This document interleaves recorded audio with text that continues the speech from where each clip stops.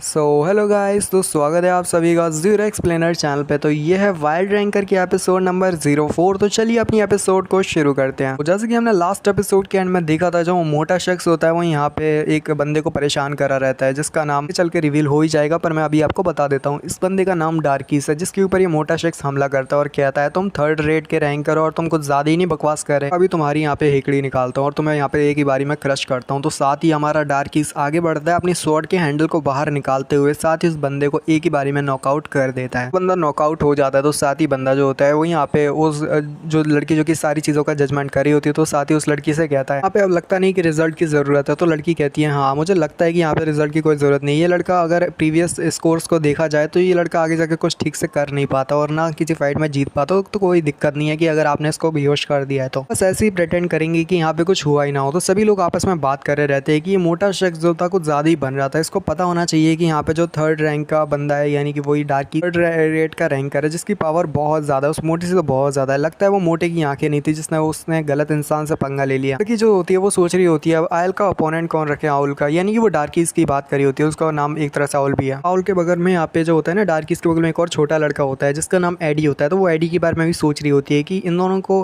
आपस का अपोनेंट बना देगा कि डार्कीज का अपोनेंट होगा एडी, क्या ऐसा करना ठीक रहेगा। तो साथ ही वो जो होती है ना साथ वाली लड़की, छोटी लड़की, वो कहती है मैं चाहती हूँ कि तुम उन दोनों की फाइट अभी ना करवाओ। तो लड़की कहती है क्या तुम क्या करना क्या चाहती हो, तो भला मैं ऐसा क्यों नहीं करूँ। साथ ही दिखाते वो जो लड़की होती है वो कहती है सामने उस फाइटर की तरफ देखो, मैं बस चाहती हूँ कि बाकी सारे जितने नॉर्मल लोग हैं उन सभी की फाइट को जल्दी से खत्म कर दिया जाए। तो साथ वाली लड़की कहती है क्या हाँ ऐसा हो तो सकता है, हम उनकी फाइट को जल्दी खत्म तो करवा सकते हैं। मुझे समझ नहीं आ रहा कि आगे तुम्हारे दिमाग में क्या चल रहा है। तो दिखाते वो छोटी लड़की की बात मानते हुए वो सभी जो नॉर्मल फाइट्स होती है उनको यहाँ पे जल्दी से जल्दी खत्म कर दिया जाता है। अब बारी होती है मैच 8 की। तो यहाँ पे मैच 8 जो होता है उसमें डार्कीस और एडी साथ में खड़े होते हैं और इन दोनों की टीम होती है। उनके अगेंस्ट जो खड़ा होता है वो हमारा लियो खड़ा होता है और लियो जो होता है उसका नंबर होता है 53। तो मैं तो इसको वैसे भी लियो ही कहूंगा। भाई साहब, आप लोगों ने यहाँ पे हमारे एडी और साथ ही डार्कीस की पावर को देख लिया कि वो दोनों कितने ज्यादा लायक हैं यहाँ पे टॉप पे रहने के लिए, पर साथ ही हमारा लियो भी वहाँ पे उनके सामने खड़ा होता है। भले यहाँ पे 27 और 41 यानी लियो और एडी, डार्कीस और एडी उन दोनों की टीम बनी हुई है। तो सभी लोग यही बात कर रहे रहते हैं कि डार्कीस और एडी वो एक टीम में है, जबकि उनके सामने जो लड़का खड़ा है वो यहाँ पे अभी अभी नया नया है। देखने से तो ये जो लड़का है जो कि इन दोनों के सामने खड़ा है वो बहुत ज्यादा कमजोर सा लगता है। मुझे नहीं लगता कि ये लड़का जिसका नंबर यहाँ पे 53 है वो जीत पाएगा इन दोनों के खिलाफ। का तो बहुत जल्दी मरने वाला है, क्योंकि वो दोनों जो लड़के हैं यानी कि एडी और डार्कीस वो बहुत ज्यादा स्ट्रॉन्ग है। ये लोग तो भाई मान ही लेते हैं कि यहाँ पे जो हमारा लियो है वो हारने वाला है। डार्कीस कह रहा होता है कि ये लोग अपने माइंड को खो चुके हैं क्या, इन लोगों ने अपने दिमाग को खो दिया है क्या, हम दोनों की पावर को उन लोगों ने देखा है, पर फिर भी जरा देखो हम दोनों को यहाँ पे टीम में रख के यहाँ पे सामने जो लड़का है उसके साथ हम दोनों की फाइट करवा रहे हैं। जो एडी होता है वो भी बहुत ज्यादा नाराज होता है और कहता है कि जैसे ये लोग मेरे को बहुत ज्यादा अंडर एस्टिमेट कर रहे हैं। मुझे बुरा लगता है जब कोई मुझे अंडर एस्टिमेट करता है। तो ठीक है फिर अब मैं इन लोगों को दिखाता हूँ। जो लड़की होती है वो छोटी लड़की से कहती है, जिसका नाम लियोक होता है, वो छोटी लड़की लियोक से कहती है कि लियोक आखिर इस सब का मतलब क्या है। तुमने यहाँ पे दो लोग जो कि सबसे ज्यादा स्ट्रॉन्ग थे जो हमें लगा ही था तो नहीं होंगे जो कि एंड में बचेंगे, यानी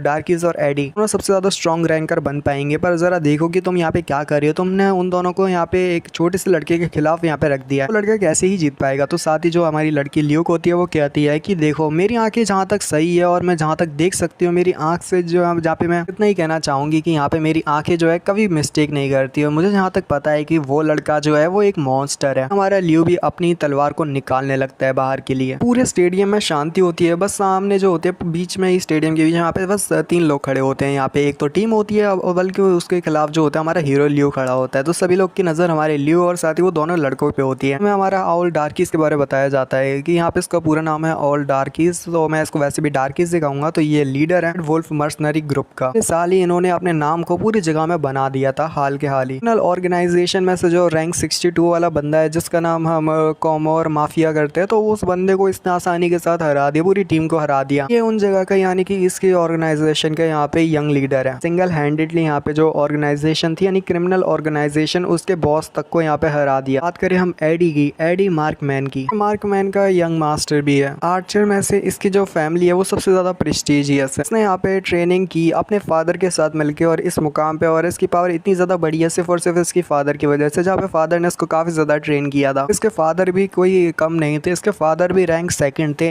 इन आर्करी में। 5 साल की उम्र में ही रैंकिंग में अपना नाम बनाया और रैंकिंग के बीच में आया है। यहाँ पे कोई भी एक ऐसा आर्चर नहीं है जिसको इसके बारे में पता नहीं हो, क्योंकि ये एक ऐसा प्रोडिजी है, यानी ऐसा सबसे महान बंदा है कि भाई ये लिटरली पावरफुल है। इतनी कम उम्र में इसने इतना नाम बना लिया अपना है कि हर कोई आकर इसको जानता है, अपनी लिनिएज का सबसे ज्यादा स्किलफुल और वर्थी इंसान है। बस देखना बाकी ये रह गया है कि ये लड़का जो यहाँ पे नया नया आया है, जिसका नाम भी नहीं है, इसका बैकग्राउंड भी ठीक से नहीं पता, वो जब इन दोनों का सामना करेगा तब क्या होगा। ये लड़का यहाँ पे इन दोनों को हरा पाएगा, जबकि हमारा हीरो आगे की तरफ बढ़ रहा होता है। अभी भी यहाँ पे बैकग्राउंड में कह रहा होता है कि कोई कि यहाँ पे ये अननोन यंग मैन क्या वाकई में इन दोनों को हरा पाएगा। तो साथ ही दिखाता है वो लड़की कहती है चिल्लाते हुए कि अब मैच शुरू होता है। आगे बढ़ता है, उसके पास उसका छोटा सा शायद बो एंड एरो रहता है, वो उसको शूट करता है हमारे हीरो की तरफ, पर हमारा जो हीरो रहता है आसानी के साथ उसको डॉच कर लेता है और आगे की तरफ बढ़ता है। आगे से हमारा डार्कीस आगे बढ़ता है। दोनों ही जब अपनी शॉट को टकराते हैं तो वहाँ पे बहुत ज्यादा बड़ा इम्पैक्ट निकलता है, साउंड वेव भी निकलती है और दोनों जो होते हैं बड़ी स्पीड के साथ फाइट कर रहे होते हैं कि यहाँ तक के लिए देखना भी मुश्किल हो रहा होता है। साथ ही सभी लोग कह रहे होते हैं कि आखिर वहाँ पे चल क्या रहा है यार, मुझे तो कुछ दिखाई नहीं दे रहा है यार, तुझे कुछ दिखाई दे रहा है? तो साथ वाले बंदे कह रहे होते हैं कि मैं तो यहाँ पे बस उनकी आवाज़ को ही सुन सकता हूँ, जो उनकी शॉट टकराने की आवाज़ है बस मुझे वही आ रही है, इसके अलावा तो मुझे भी खुद दिखाई नहीं दे रहा। तो साथ ही हमारा जो लियो होता है वो साथ ही जब टकराता है तो उसकी शॉट को ऊपर की तरफ कर देता है, जिससे डार्कीस भी हैरान होता है। और सब जब डार्कीस हैरान होता है तभी हमारा लियो आगे बढ़ता है, अपनी शॉट को पीछे करते हुए आगे की तरफ घुमाने वाला होता है, पर साथ ही जो साइड से बंदा होता है एडी, वो अपना एरो शूट करता है। 3 एरो शूट करने की वजह से हमारा हीरो होता है ना, उसके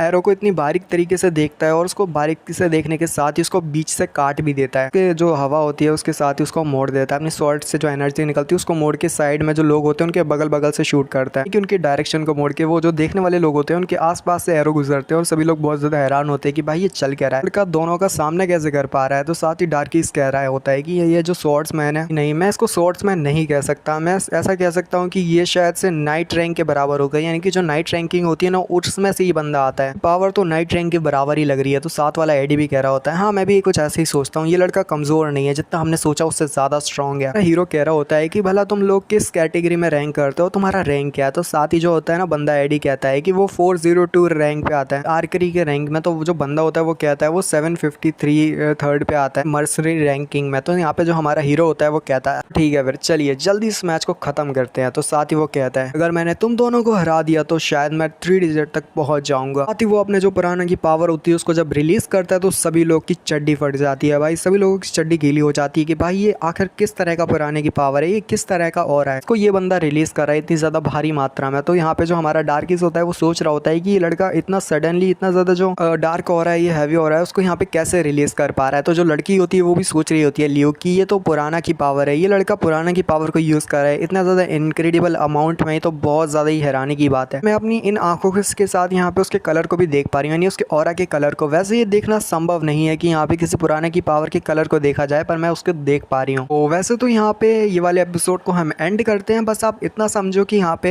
हीरो का एंड नहीं बल्कि फाइटिंग का भी एंड हो चुका है, क्योंकि हमारे हीरो ने अपने ऑरा को रिलीज कर दिया है जो कि इसका सबसे स्ट्रॉन्गेस्ट ऑरा है, यानी कि ये फाइट यहीं पे खत्म हो चुकी है। आगे वाले एपिसोड में जैसे हमारे हीरो के 2 कदम बढ़ेंगे वैसे ये दोनों बंदे भी सो जाएंगे। तो सीरीज को आगे कंटिन्यू रखने के लिए जल्दी से इस चैनल को सब्सक्राइब कर दो, यानी जीरो एक्सप्लेनर चैनल को घंटे को भी दबा दो, नोटिफिकेशन मिल जाएगी। अगर ये ओवर पावर सीरीज के एपिसोड आगे आएंगे तो आपको नोटिफिकेशन मिल जाएगी। मिलता हूँ आपसे अगली वीडियो में, तब तक के लिए पीस आउट और सब्सक्राइब टू जीरो एक्सप्लेनर।